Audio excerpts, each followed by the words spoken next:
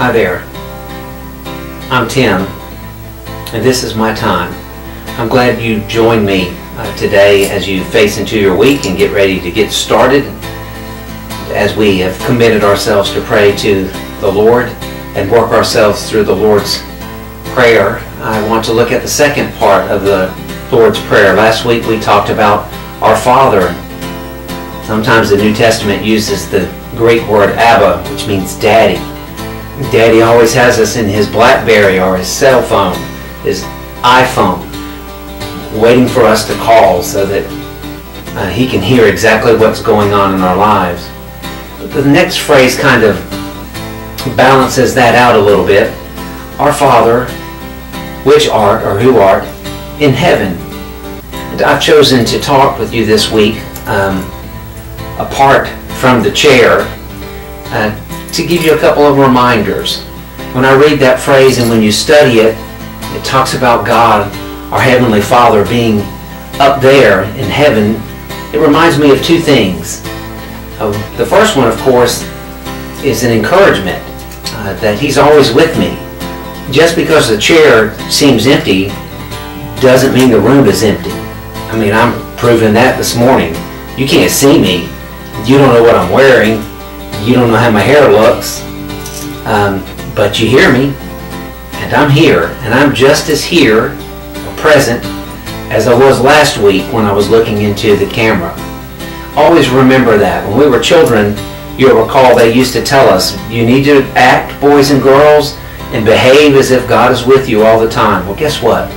God is with us all the time, and He's with you, even when you don't see Him or sense Him.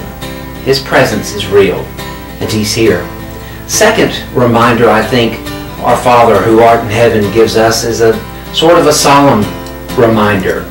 It is a reminder that just because He is our daddy, and just because He's the friend that sticks closer than a brother, and just because He is so intimate with us, let's not forget that He's above us. His ways are not our ways, according to Isaiah's prophecy. He's involved in ways, and He's up to things that we just can't sense all the time. And He knows what's best even when we don't fully understand it. So remember that. Remember who we're talking to. We're talking with and to our Father. He's our daddy, and He loves us, and nothing's more important than hearing our prayers. But we're also talking to the God who created heaven and earth, and who's in heaven. I remember reading of a study done several years ago that said we stopped thinking about the lyrics of our favorite songs after singing them about 30 times. And I'm sure the numbers vary a little bit from person to person, but the tendency seems to be across the board. We stop thinking about what we're singing. And even though I'm talking about music, I'm wondering if the same is not true of our prayer lives. We've prayed so often to our Father who is in heaven. Let's not stop thinking about who He is, which leads us to the next phrase. Once you realize that He's intimate and He loves you, once you realize who He is and His ways are not your ways, He's the one in heaven, you naturally follow with hallowed be thy name, because there's no one like Him.